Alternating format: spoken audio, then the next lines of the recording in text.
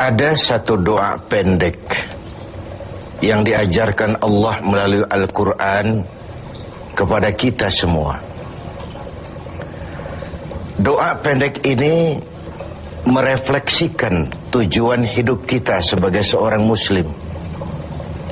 Sehingga seringkali orang menyebut doa ini sebagai doa sapu jagat, yaitu Rabbana atina fid dunya hasanah wa fil akhirati hasanah wa qina adzabannar. Wahai Tuhan kami, berikan kami kebahagiaan di dunia ini, kebahagiaan di akhirat nanti, dan selamatkan kami dari azab neraka. Dunia dan seluruh isinya sesungguhnya merupakan tujuan hidup jangka pendek dari setiap pribadi muslim. Tujuan jangka pendek yang mengantarkan kita untuk meraih tujuan jangka panjang, yaitu akhirat dan ridho Allah Subhanahu wa ta'ala. Untuk kedua tujuan ini, Islam mengajarkan nilai keseimbangan. Bekerjalah buat duniamu seolah kau akan hidup selamanya, tetapi bekerjalah buat akhiratmu seolah kau akan mati besok. Nilai keseimbangan ini kemudian diterjemahkan dalam berbagai aspek kehidupannya. Dalam berbagai aspek kehidupan. Bagaimana si kaya harus membantu yang miskin.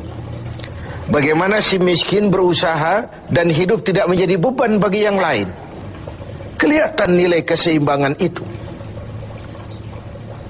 Bagaimana si tua menyayangi yang muda, bagaimana yang muda menghormati yang tua. Bagaimana tuan rumah menghormati tamu, bagaimana tamu menjadi orang yang tahu diri. Ini semua merefleksikan adanya nilai keseimbangan. Jadi seakan, Bung, ini dunia. Ambil apa yang perlu, nikmati apa yang boleh. Kalau bisa jangan gagal kau di dunia ini.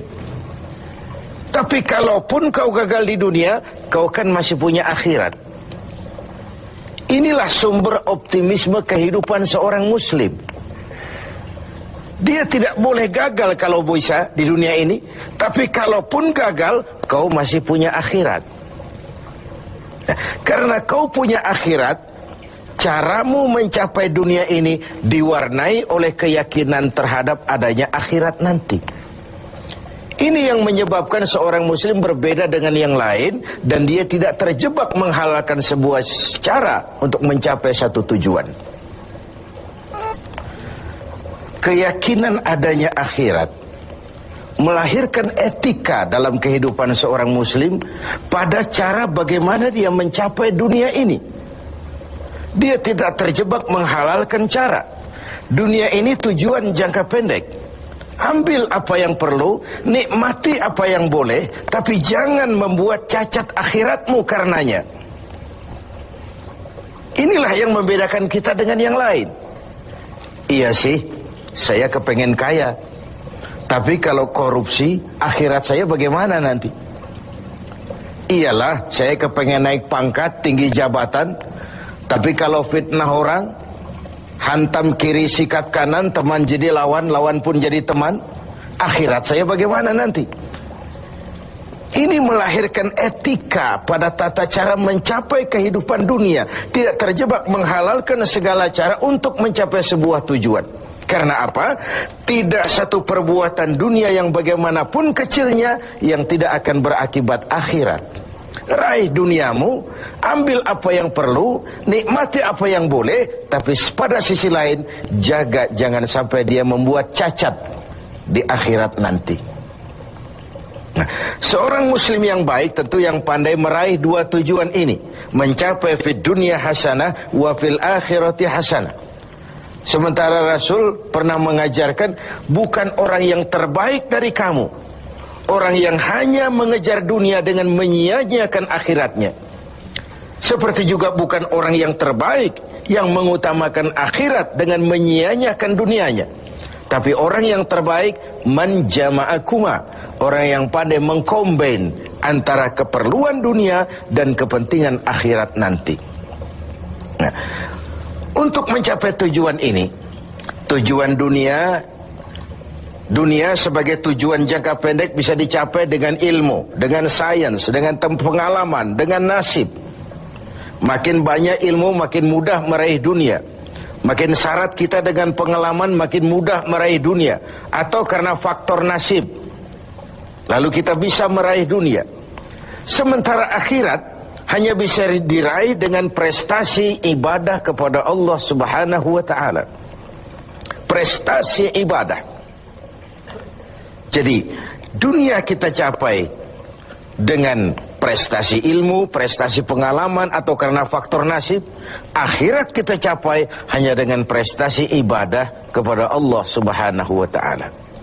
Kalaupun ada efek dunianya, dari solat kita, dari puasa kita, dari haji kita, dari zakat kita, itu sekedar side effect. Tapi sasaran utama adalah akhirat dan ridho Allah. Untuk mencapai dua tujuan ini, Allah memberikan alat untuk mencapai tujuan. Dan dalam kaidah usul fikih dijelaskan bahwa lil wasail hukmul maqasid, alat dan tujuan hukumnya sama. Jadi kalau tujuan ke situ, alatnya harus ada untuk membawa kita ke arah itu. Saudara wajib naik ke loteng. Tidak bisa naik ke loteng kalau tidak ada tangga, maka tangga itu menjadi wajib adanya.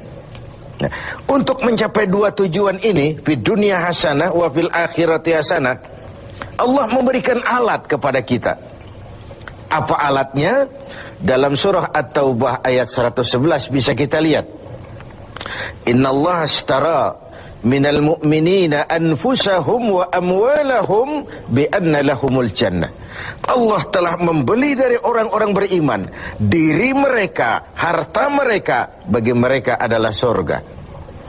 Ayat ini merupakan transaksi yang sangat transparan.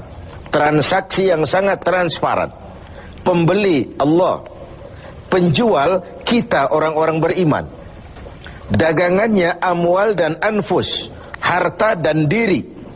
Harganya adalah surga.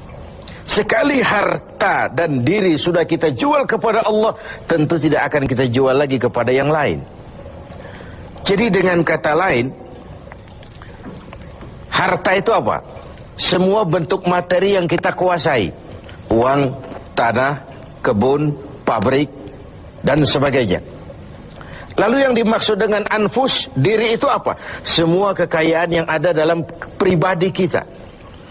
Konsep, pikiran, ide, wewenang, jabatan, kemampuan, skill, itu semua anfus. Untuk tujuan jangka pendek, harta dan diri harus jadi rahmah bagi lingkungan. Untuk tujuan jangka panjang, harta dan diri harus menunjang jalan menuju ridho Allah Subhanahu wa ta'ala. Itulah jalan kalau kita ingin mencapai fid dunya hasanah wa fil akhirati hasanah. Dengan kata lain, yang alat itu jadikan dia sebagai alat. Jangan dia dijadikan tujuan. Sekali alat kita jadikan tujuan, maka kita akan kehilangan tujuan yang sebenarnya. Begitulah sang waktu sering menggeser alat menjadi tujuan. Tujuan kita adalah kekuasaan. Tujuan kita adalah kekayaan. Tujuan kita adalah popularitas. Tujuan kita adalah menghimpun segala macam kekuatan. Padahal itu cuma sekadar alat untuk mencapai fid dunya hasanah wa fil akhirati hasanah. Kalau alat kita jadikan tujuan, kita akan kehilangan tujuan yang sebenarnya. Dan akhirnya kita akan terjerat kepada fata morgana. Kita sangka itulah tujuan itu.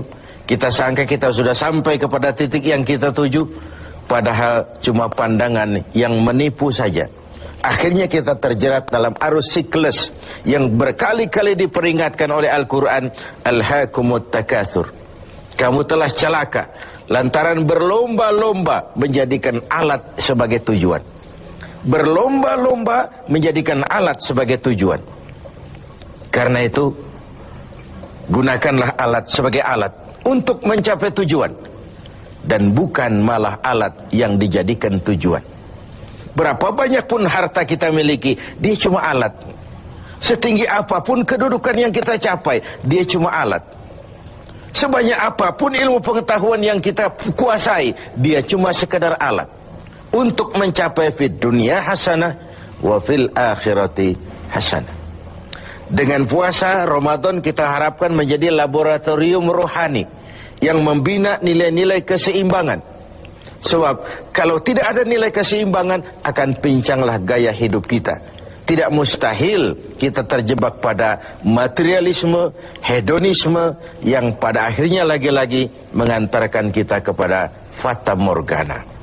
Semoga ibadah puasa makin menyadarkan kita untuk memperalat yang memang alat dan menjadikan tujuan yang memang tujuan untuk mencapai fid dunya hasanah wa fil akhirati